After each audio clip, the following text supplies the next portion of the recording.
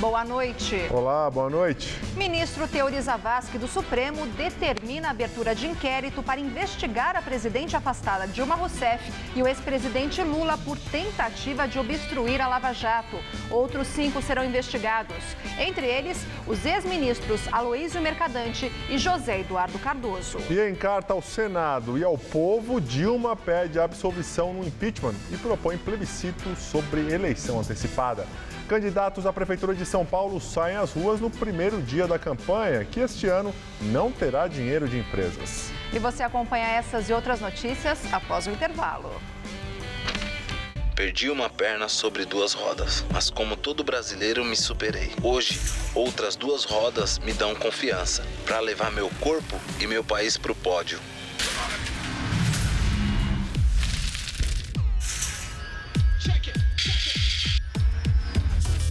Juntos, somos uma legião de campeões. Juntos, somos todos Brasil. Acesse brasil2016.gov.br e conheça as ações para os Jogos Rio 2016. Qual caster você é? Eu sou jornalismo. Eu sou relações públicas. Eu sou publicidade e propaganda. Eu sou rádio, TV e internet. Essa é a minha Casper. Essa é a nossa Casper. Hoje no Todo Seu, Esther Rocha vai fuxicar sobre o dia a dia das celebridades. Tem também jazz de primeiríssima, com a cantora Badia Sati. E eu ainda entrevisto a rapper mirim, MC Sofia. Só tem 11 anos, mas fala muito bem sobre assuntos de gente grande. Todo Seu, hoje, 10h30 da noite, como sempre aqui te esperando, né?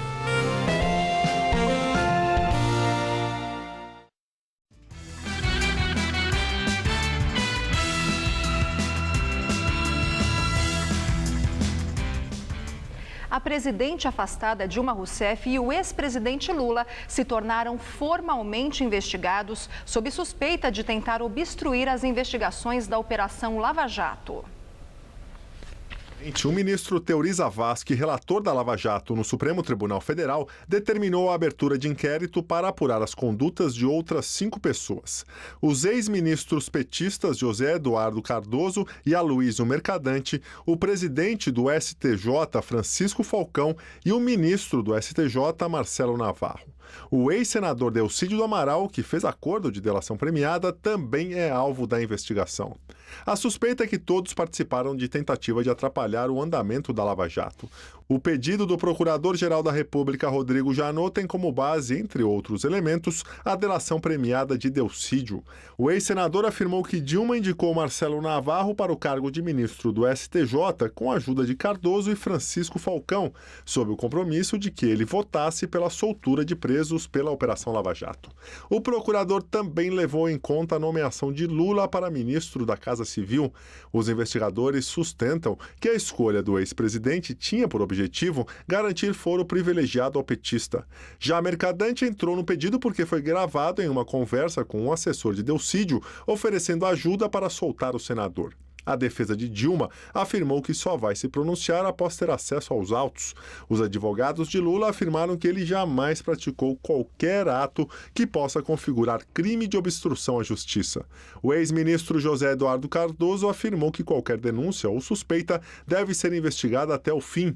A defesa de Mercadante disse que o ex-ministro respeita a decisão do STF e vai contribuir com as investigações e que será uma boa oportunidade para esclarecer definitivamente tais fatos.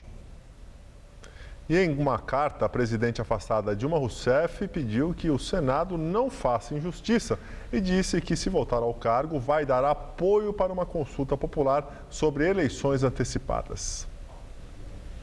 A carta foi lida pela própria presidente afastada no Palácio da Alvorada, ao lado de ex-ministros. O objetivo é tentar reverter a votação final do impeachment no Senado. Ela vai começar a ser julgada no dia 25, quinta-feira da semana que vem. Para ela não ser cassada, são necessários 54 votos. Na votação que decidiu que o processo deveria continuar, foram 59 votos a favor do impeachment. Aliados da petista acreditam que Dilma perdeu o timing para a divulgação da carta e dizem que a situação é muito difícil de ser revertida. No texto, Dilma defendeu a reforma política e realização de um plebiscito para novas eleições. Disse que não cometeu crime de responsabilidade e ressaltou que há provas irrefutáveis de sua inocência. Se consumado o impeachment sem crime de responsabilidade, teríamos um golpe de Estado. O colégio eleitoral de 110 milhões de eleitores seria substituído, sem a devida sustentação constitucional, por um colégio eleitoral de 81 senadores. Seria um inequívoco golpe, seguido de eleição indireta. Dilma disse também que desde que foi afastada da presidência no dia 12 de maio, ouviu várias críticas ao seu governo e que erros foram cometidos. Acolho essas críticas com humildade e determinação, para que possamos construir um novo caminho. No final, Dilma comparou o momento atual com o tempo que foi presa no regime militar na década de 70 e pediu que não se faça uma injustiça. Resisti ao cárcere e à tortura. Gostaria de não ter que resistir à fraude e à mais infame injustiça. Minha esperança existe porque é também a esperança democrática do povo brasileiro, que me elegeu 2 vezes presidente. Quem deve decidir o futuro do país é o nosso povo. A democracia há de vencer. E agora o comentário de Josias de Souza, direto de Brasília. Há 9 dias do início do julgamento final do impeachment, Dilma Rousseff divulgou finalmente a sua carta aos senadores e aos brasileiros. Do ponto de vista político, esse documento é uma inutilidade, é a lamentação depois do fato consumado. Nem a própria Dilma acredita que esse texto vá reverter algum voto no Senado Federal. A carta é uma tentativa de Dilma de reescrever a sua história. Uma tentativa também inútil, porque Dilma sabe que perdeu o controle sobre a sua história. No trecho mais patético, Dilma afirma na carta que é fundamental manter o combate à corrupção. Dilma fala de corrupção como se não tivesse nada a ver com o problema. A campanha de Dilma está sob investigação. O PT está na lama. Lula está prestes a virar réu pela 2ª vez. E a própria Dilma, estrela da delação da Odebrecht, sairá da vida política para cair na Lava Jato. Dilma Rousseff entrará para a história de cabeça para baixo. E não há carta capaz de reverter isso. Boa noite. Juiz Sérgio Moro mantém sob sua responsabilidade os inquéritos que investigam o ex-presidente Lula. A defesa do petista havia pedido para que o processo saísse de Curitiba. O argumento principal do questionamento da defesa de Lula era que o sítio em Atibaia e o triplex em Guarujá estão ligados com fatos que aconteceram em São Paulo e não têm relação com a Lava Jato. No despacho, Moro afirmou que o pedido dos advogados foi prematuro, já que não há ainda nenhuma denúncia feita contra Lula. De acordo com o juiz, as investigações da Operação Lava Jato revelaram um grande esquema criminoso de cartel, fraude, corrupção e lavagem de dinheiro no âmbito da Petrobras.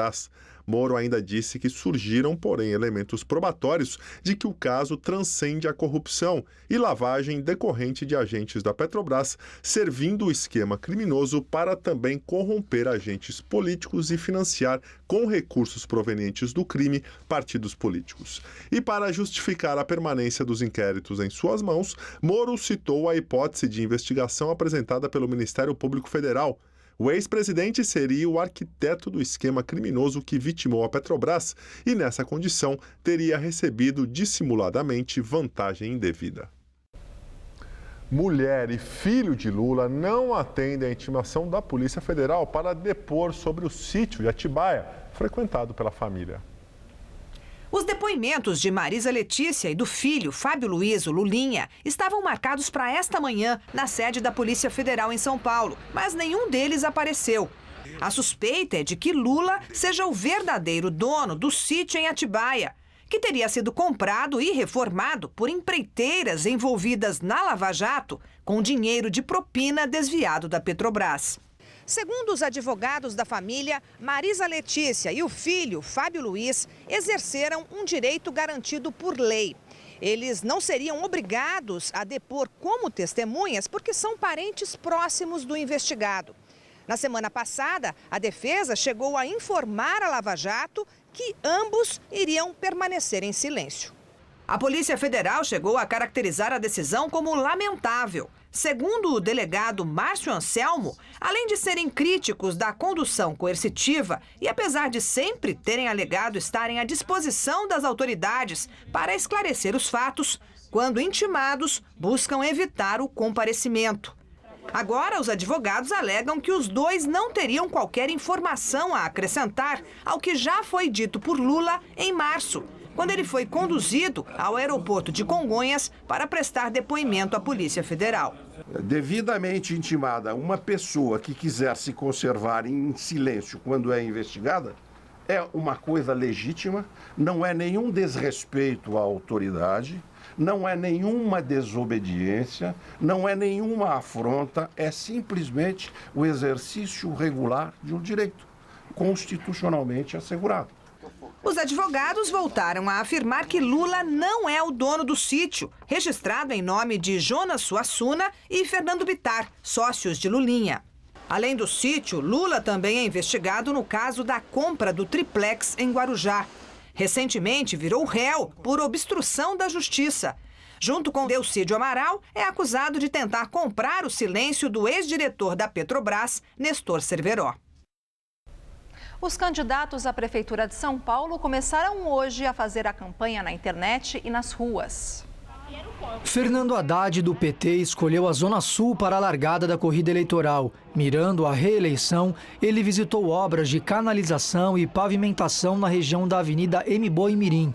O primeiro compromisso oficial de Haddad como candidato foi ao lado do vice na chapa, Gabriel Chalita, do PDT.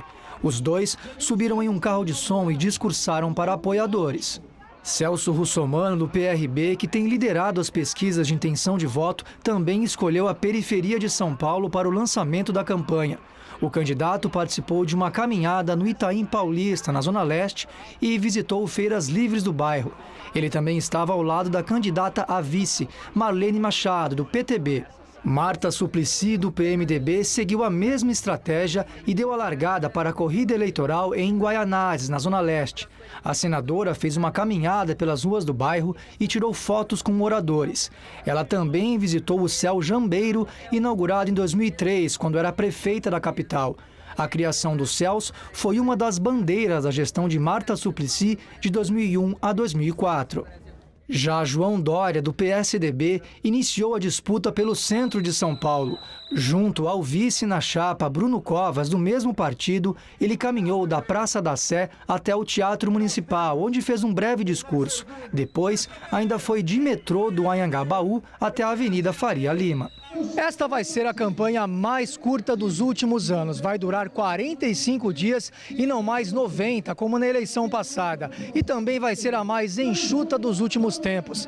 É porque candidatos, partidos e coligações não poderão mais receber doações de empresas e somente de pessoas físicas. Ainda assim, respeitando um limite máximo definido pela Justiça Eleitoral. Com menos dinheiro, a propaganda na internet e nas redes sociais, que passa a ser permitida a partir de hoje, deve ser amplamente utilizada. Também estão liberados comícios, carros de som nas ruas e distribuição de panfletos. Já o horário político no rádio e na TV só começa daqui 10 dias e também será mais curto. Terá 2 blocos de 10 minutos e não mais meia hora. E na semana em que começa a campanha, Haddad e Marta são multados por propaganda irregular. O petista vai ter que pagar R$ 5.320 por divulgar no site da Prefeitura de São Paulo atividades e eventos em que ele participou no período vetado pela lei eleitoral, ou seja, 3 meses antes das eleições. O conteúdo também vai ter que ser retirado do ar. Já a campanha de Marta terá que desembolsar R$ 5.000 por fazer propaganda paga no Facebook antes do período eleitoral. A prática é proibida antes e depois da campanha. Os anúncios vão ter que ser retirados. Os 2 candidatos ainda podem recorrer. E a TV Gazeta vai realizar debate eleitoral em parceria com o jornal O Estado de São Paulo e o Twitter no dia 18 de setembro, um domingo, às 6h30 da noite. Foram convidados os 5 candidatos aptos de acordo com a legislação: Celso Russomano, Marta Suplicy, Fernando Haddad, João Dória e Major Olímpio.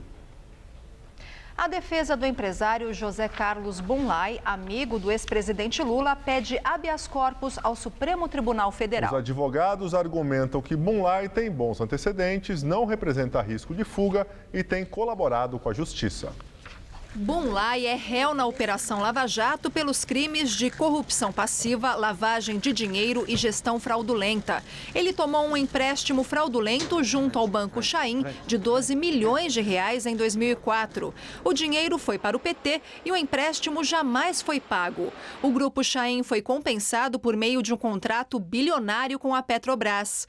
Na semana passada, o juiz Sérgio Moro determinou que Bunlai volte para a cadeia no dia 19 deste mês, depois de cumprir 5 meses em prisão domiciliar.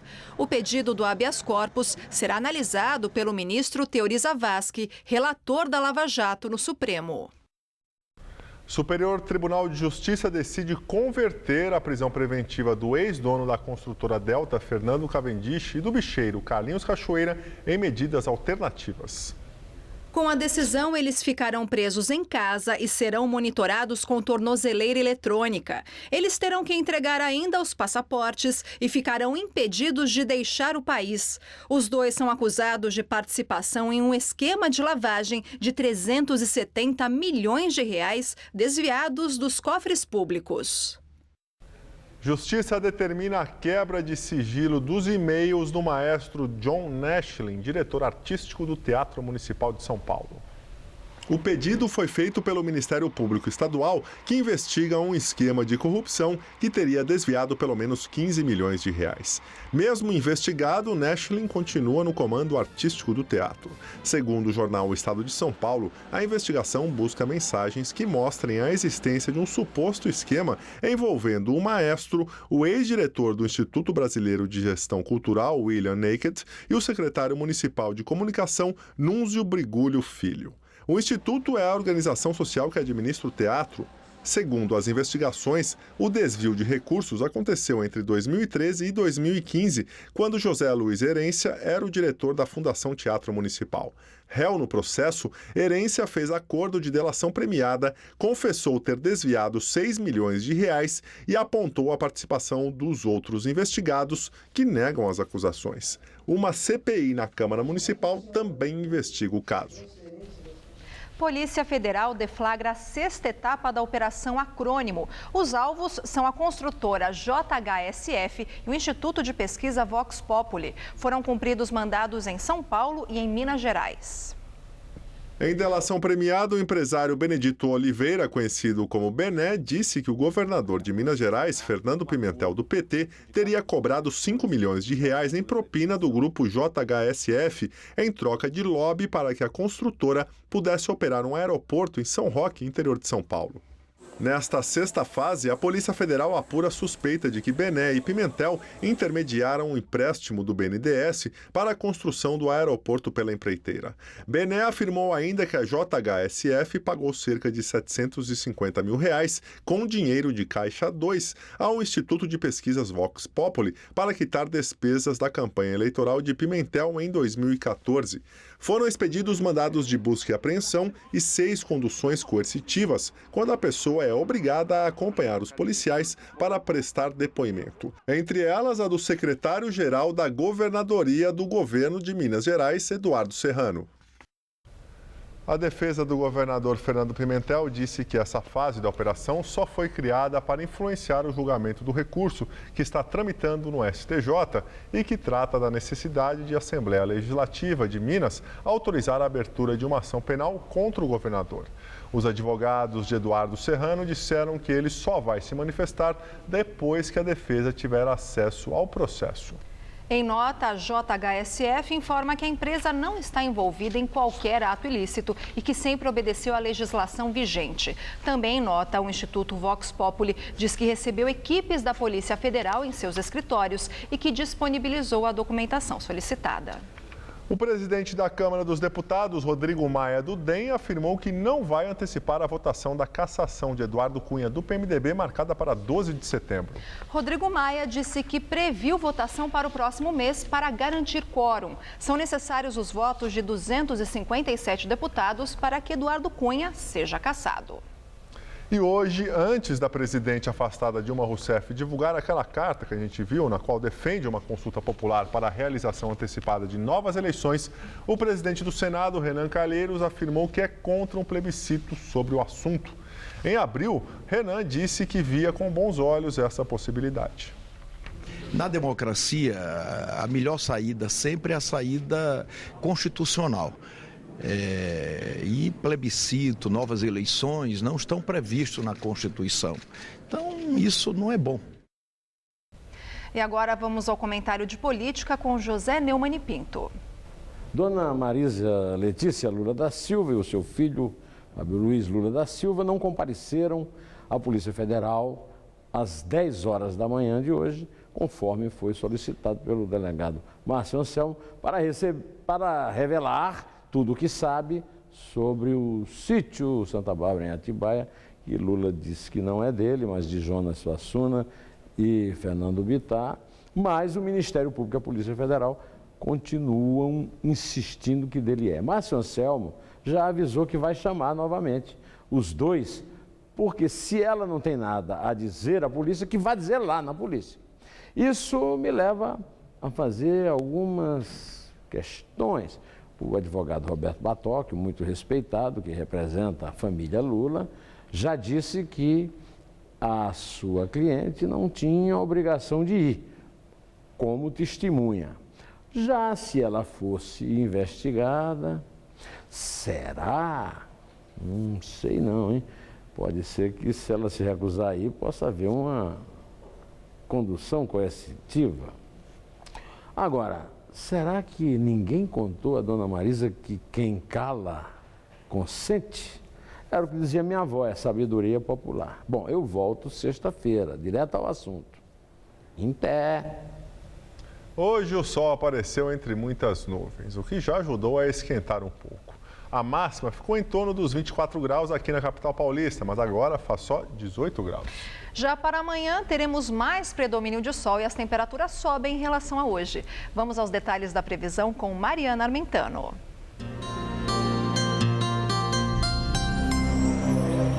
Para amanhã, a previsão é de um dia de muito sol em todo o estado de São Paulo. Só há expectativa de chuvas bem pontuais e a partir da tarde no sul e no oeste do estado. Em todas as outras áreas, teremos um dia de bastante sol, pouca nebulosidade e temperaturas bem elevadas. A máxima chega a bater na casa dos 34 graus em Presidente Prudente, 35 em Presidente Bernardes, 32 na cidade de Araraquara e no litoral, máxima em torno dos 31 graus em Santos e dos 32 em Caraguá. Vamos ver como ficam os próximos dias aqui na região metropolitana?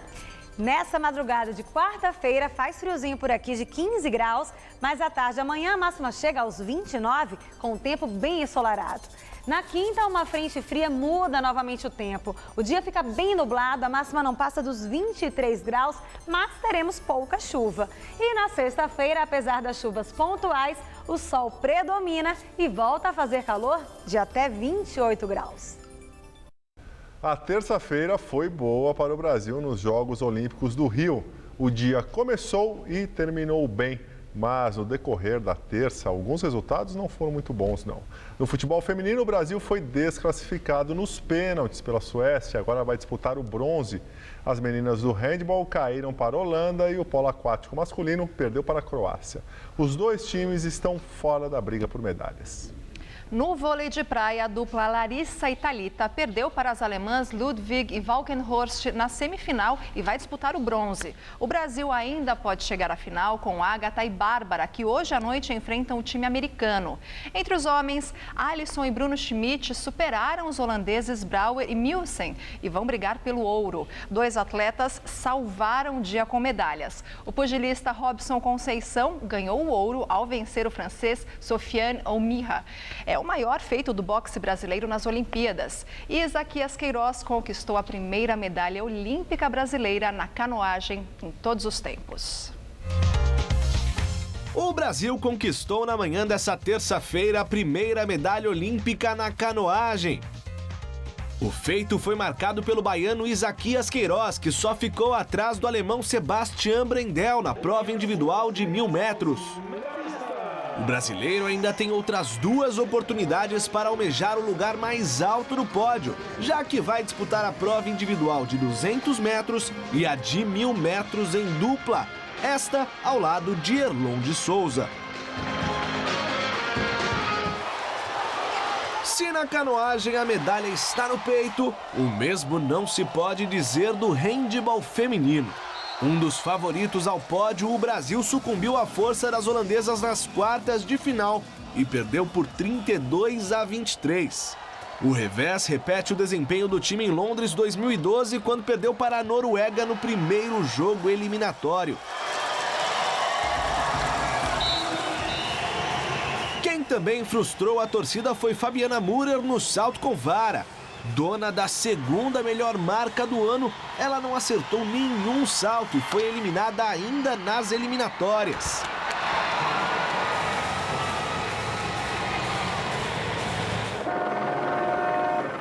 Dono de 5 medalhas olímpicas, 2 de ouro, 2 de prata e 1 de bronze, Robert Scheid não conseguiu ficar entre os 3 melhores da categoria laser.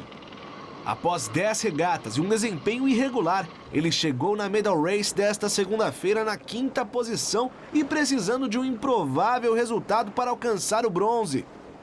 Terminou a regata em primeiro, mas a medalha escapou. O ouro ficou com o australiano Tom Burton, a prata com o croata Tonči Stipanović e o bronze coube ao neozelandês Sam Mitch. A organização não governamental Human Rights Watch, com sede em Nova York, denunciou que os aviões sírios e russos usaram armas incendiárias contra civis no norte da Síria. Segundo a apuração da ONG, foram pelo menos 18 vezes desde junho. O Observatório Sírio de Direitos Humanos, com base em Londres, também documentou o uso de termite, que é um tipo de substância incendiária, por aviões russos também no norte da Síria. As armas incendiárias foram usadas na Guerra do Vietnã e foram proibidas pela Convenção de Armas da ONU. E novos bombardeios aéreos na cidade dividida de Alepo deixaram pelo menos 30 civis e rebeldes mortos. Dezenas de bombas atingiram bairros controlados por rebeldes. Não há confirmação se os aviões pertencem à Síria ou à Rússia, que é aliada ao regime de Damasco. O Ministério da Defesa russo disse que bombardeios de longo alcance posicionados no Irã atacaram alvos militares na Síria. Esta teria sido a primeira vez que a Rússia atacou a partir do Irã desde setembro, quando Moscou começou os bombardeios em apoio a Bashar al-Assad. O Observatório Sírio de Direitos Humanos também informou que pelo menos 9 civis morreram em ataques de aviões na cidade de Deir ez-Zor, no leste da Síria. Quase toda a província está em mãos dos jihadistas e a região é bombardeada frequentemente pelas aviações russa e síria e pela coalizão internacional, liderada pelos Estados Unidos. E nós ficamos por aqui. A edição de hoje pode ser vista no site do Jornal da Gazeta. Uma ótima noite para você. Até amanhã, Gabriel. Até amanhã. Tenha uma boa noite, uma ótima quarta-feira. Fique agora com o Rony Von no Tudo Seu. A gente se vê amanhã, 10 horas, hein? Até lá.